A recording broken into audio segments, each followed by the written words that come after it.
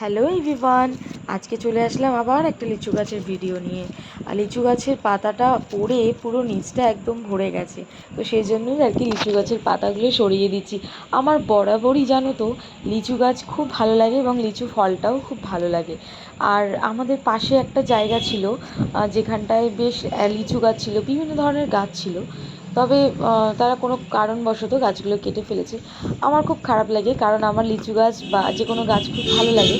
তবে আমি এই লিচু গাছগুলো না গেল বছর না প্রায় 2 বছর মতো হচ্ছে আর কি, বাড়িতে লিচু এনে খাওয়ার পরে ফেলে দেওয়ার পরে যে লিচু গাছ বেরিয়েছিল, আমি দেখে সেখান থেকে আর কি দানাগুলো সরিয়ে রেখেছিলাম।